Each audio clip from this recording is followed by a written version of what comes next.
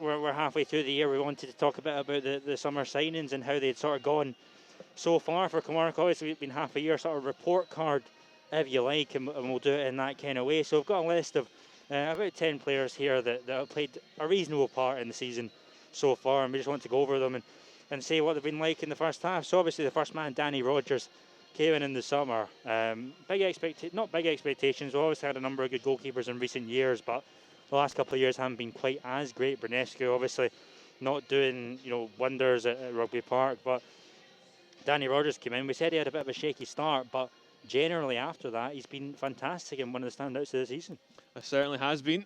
The big Irishman in between the sticks for us. Of course, we had two goalkeepers coming in, but we'll mention on the other one a little bit after. But Danny Rogers, for the time being, what a shot stopper he has been for us. As I was saying earlier on in commentary and off air a little bit, just reminiscent of just the Dan Backman days. It's just good, as we were saying, to have a nice solid figure in between the sticks behind you. It just makes the back line play a whole lot better. Yeah, it just breeds confidence, doesn't it, having a decent goalkeeper in there. We saw it with Woodman. We saw it with the other goalkeepers as well that we've had in recent years who have been fantastic. And Danny Rogers has been around in Scottish football for a long time, hasn't maybe had the shot that many others have had, and he hasn't been able to show exactly what he can do, but he's getting a decent run of games in the team now, and he's showing it, and without a doubt one of the players of the season so far. Another Danny that's, he's had a slow start to the season, he's come alive in recent weeks, Danny Whitehall. He's got the goal today that's got Kilmarnock 1-0 up at half-time against St Mirren, and he's just been, fantastic in recent weeks, but just not quite had the chance that you would think he's had, earlier on in the season. It is one of those things, of course, you have to think, we did have Eamon Brophy before Danny Whitehall and Nicky Gabamba came in, and that's a big name to live up to, because in recent, of course, this season, he's, of course, not hit any form of stride that he has in the last few, but beforehand, he was clinical, he was fast, he was smart on his feet. And for a player to come in from, I believe, the third or fourth English division, not had much game time, on loan from the English fourth division, if I'm not mistaken, to try and come into a Scottish Premiership side and to do as well as he's done, it's to be commended. That's, I believe, 2 runs now, 2 cup games he scored 2 matches in a row, and now 2 Premiership games he scored 2 matches in a row. He's flying now. Yeah, absolutely, and it just goes to show that when you get a run of games in a team and goals to breed confidence, and it just looks like he looks really happy, and he looks like he's keen to get involved and try and get more on the score sheet. So maybe he'll do that in this second half, and hopefully with what looks like at the minute the imminent departure of Eamon Brophy, he'll be looking to be the main man for Alex Nair to lead us into the second half of the season. He certainly can be that man, along with Nicky Gabamba as well. But the one thing that we were saying off air a little bit beforehand was Nicky Gabamba, Danny Whitehall. Of course, Nicky Gabamba has a bit more natural speed and a bit more stamina in his locker towards his game. He mentioned when he joined he was a bit of a sprinter beforehand. But Danny Whitehall, he's not got that much in his tank. But the main theme between the pair of them is they like a ball on their head. And we've got nothing else other than that now. We had to become a team like we were back in the Chris Boyd days, almost just crossing it in for pinpoint finishes. But of course, Eamon Brophy offering much different things. But we just need something different up top to try and replace the void of Eamon Brophy. Yeah, absolutely. Kieran, 2 sort of success stories then from the first 2 of our summer signings. The third one, Aaron McGowan, didn't get the start he wanted. He was out of the team in place of Ross Millen for a couple of months, and then he got the chance when Millen got the red card here against St Johnstone. Didn't really, get on top of it then, and he didn't really, stake his place in the team, and he had to wait for Millen to come out of the team again to get the run of games that he's getting now. And you have to say he's been fantastic since he's got that run of games, and he just keeps getting better and better every week. Yeah, as a player, he came highly commended, as mentioned, from Hamilton. He was their player of the year, player of the season, so many years running since he's been there. Had a really good spell as well down in England before he came up here. And it's, as you were saying, it's just matches and game time breeds confidence in players. Absolutely. And he definitely needs it to keep on going on the good spell he's going on. Yeah, absolutely. And I think it's just, the way it is. If we keep winning games and we keep playing well, then all these players are just going to keep getting better and better, and hopefully can go on to play for the club for a long time, and it's not just a short-term impact that they have. And the next one, it's a bit of a tough one. Mitch Pinnock, he's been in and out sort of most of the season. He was used as a sub for the first couple of months, and then he got a small run of games in the team, but he seems to sort of fallen out of it a wee bit. Again, not involved today against St Mirren from the start. And I think he's one of these guys that sort of splits opinion, and I think a wee bit unfairly he's being compared to wingers like Jordan Jones that we've had in recent years, and that he's not quite as effective. He did get the assist the other night against Motherwell, but I think the jury's still out on him, but certainly has provided a good impact off the bench. I definitely agree with that sentence you've said, that the jury's still out on him. Personally, for myself, I like him. I like what he offers. He's a good player to have there in the wings waiting, because Chris Burke, as much as we all love to watch him, he's not going to be here for too much longer. He's coming towards the end of his career. He's already, as he is, quite extended for his age. So it's good to have a player lined up like that, especially when you have Greg Kiltie, who can't really keep fit a lot of the time, and he's also been position changed to more of a centre forward now. So we need someone to kind of balance. So we've got Rory McKenzie on one end and Mitch Pinnock on the other side. And he did all right starting out against Motherwell in the midweek. Of course, replaced for Burke now. I don't know what Alex Dyer is trying to do. I think he's just trying to find his favourite 11 of players just to kind of start week in and week out. But Mitch Pinnock, definitely, if he sticks around, he'll be a good player in time to come. Yeah, absolutely. Another man who didn't quite get the start he wanted in a Kilmarnock jersey was Brandon Honstrop. Got a few sub appearances off the bench, usually as a sort of utility man. When someone get injured or sent off, he was sort of forced to come on and fill a gap in what wasn't his natural position. But the times he's played, he's played pretty well. He did get the red card last week against Aberdeen, which was pretty disappointing from our point of view. He didn't really need to make that challenge, and it provoked real criticism of him and Alex Dyer as well. But he's come in today, he's done okay, but another one that the jury's sort of still out on. Yeah, definitely. He's just not had enough game time. It's a theme we're saying here.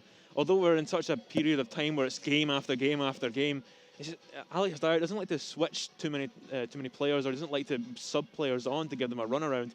But I do like Honstrop. I like a good utility player like your Gary Dickers, your Brandon Honstrop. You can play in many positions. They play when they need to play.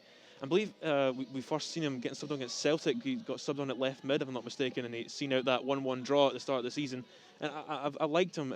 Bettered my taste on him a little bit, that needless sending off against Aberdeen. But emotions were running high. We weren't on a winning streak, so I think you could forgive him for that if he starts to pick up some decent form in at left back. Absolutely. And the summer signing that I was perhaps most excited about was the return of Aaron Tishbola to the club. I think it's fair to say that he also has been one of the standouts of the season so far. Maybe dipped slightly in form in recent weeks. I think he's missed sort of having Gary Dicker in there, as Alan Power has had, missed him as well, and it hasn't been quite the sort of fluid midfield that we've seen for a number of years. But generally, I think Tishbola has been another one of the bright sparks in what has been a tough season in reality, and he looks like he's going to be a real player for us, hopefully this year and for many years to come. Yeah, as one of the players, I'll say from my point of view, I had a bit of a mixed opinion on him. I thought he was just kind of a replacement for like Malumbu going off to Celtic, but he's came in, he's created his own kind of style in the midfield. He's not a direct kind of copy of how Malumbu plays. He can offer something different, which is good. But the problem does remain, we have too many deep-lying midfielders. We need someone who can get a bit forward a bit more. Of course, Tishbola has attacking elements just as Malumbu does, but his preferred position is somewhere deeper, where he can ping passes from the protection of like a Power or a Dicker around him. But hopefully we can get some form of good creating attacking midfielder in this window. Yeah, and coming on to that man that you're talking about, Yusuf Malumbu, didn't really play at all for the first 3 months of the season. He's finally getting a decent run in the team, but he doesn't look quite the same player that he has been in recent years. His range of passing doesn't seem to be there. His sort of passing accuracy doesn't seem to be there, but that might all come with the running games in the team. But obviously, his contract is running out in a couple of weeks. We don't know what's going to happen with that, and you feel that if he was to go, we'd kind of wasted the opportunity of having him, I guess. Yeah, it's one of those things you have to think really carefully about it, because he's a pretty big wage bill attached to him. That's why we couldn't have him for so long, and that's why I had to get him on loan from Celtic. That's how we lost him in the first place and such. And it's one of those players, he's aging a bit. As much as I love him, he's not a player that we really need, because Tishbola can play it just as well. Alan Power and Dicker. It's the problem I'm going to say is we have too many good holding midfielders or defensive deep lying midfielders. It's a similar problem that like Scotland almost has, just too many good players in the middle of the park. Because it's good, of course, to have that kind of diversity. You can have Tishbola and Power or Dicker. Anyone can just fit in there seamlessly.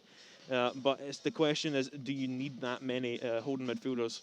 Yeah, it's just a really tough one, isn't it? Because I don't think he's hit. If he was, hitting the heights that he did during the Steve Clarke era, and he was performing like that week in, week out, then I think we'd say, no doubt we need him. But when he's not quite up to it, he's just not quite as effective. He's still okay, he does the job, but he was one of the best players on the park against Ross County last week. But yeah, as we say, he's not quite hit the heights, so a bit hard to judge. But overall, a nice player to have in there. But it all really depends on what wage bill he's on, and if we can get 2 players for the price of him, then maybe that's better. Yeah. But we'll have to wait and see what Billy Bowie does. The last 2, we'll just talk about it together. Zeno Ibsen-Rossi and Clevid Di Camona as well. Both played sort of bit parts in the season. Ibsen-Rossi has done quite well whenever he's come in, actually. I thought he's looked really solid both at full-back when he played and at centre-back. Di Camona, he's done okay when he's played at centre-back. He obviously got that red card against Hamilton, which was a real sort of black mark against his name. Maybe not entirely his fault, but it was a silly challenge to make. And yeah, what do you think of those 2? Maybe Jury's still out again. Maybe slightly more so in Di Camona than Zeno Rossi. I would probably say Di Camona. Di Camona, so far, I don't think he's made that many. I think I could count the amount of starts he's made on one hand, and other than that, he's been subbed on when someone's been injured. But that's what you need, because other than Finlay and Kurt Broadfoot, you couldn't really name another centre back that we have. So it's good to have Di Camona and Ibsen-Rossi, especially because Ibsen-Rossi can go in at right back as well. You can play centre back, right back. I definitely say I prefer Ibsen-Rossi over Di Camona, but there's an element that's good to both of them. But I don't think you're ever going to breach that line of Finlay and Broadfoot. Yeah, absolutely. I think looking at that list overall, Kieran, you'd have to say that generally the summer recruitment was pretty good and it's been done pretty well. Just the amount of success stories: Danny Rogers, McGowan, Hornstrop to a degree, Tishbola as well, and then Whitehall's coming into his own. Pinnock's sort of having a decent time, and Ibsen-Rossi's been good as well. So generally, we've usually been pretty. We've not done the best business in transfer windows in recent years, but generally this year I think we've done quite well. We certainly have done.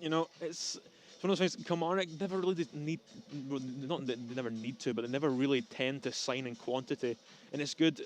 Of course, some people would say it's bad to bring in a whole new group of players because it takes a while for morale and chemistry to build up between the players. But it's good to have a good barrels width for them, just so he can chop and change every once in a while, and that's what Alex Dyer has been doing on occasion.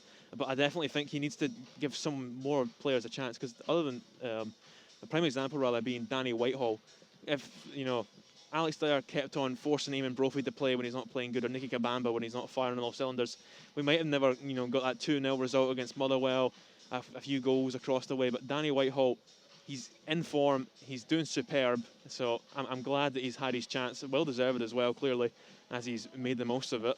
Yeah, absolutely. As you say, the recruitment's been good in the summer, but with the league being so tight as it is, the January transfer window is going to be massive. So we'll just have to see how that goes, and we've got a big couple of weeks coming up.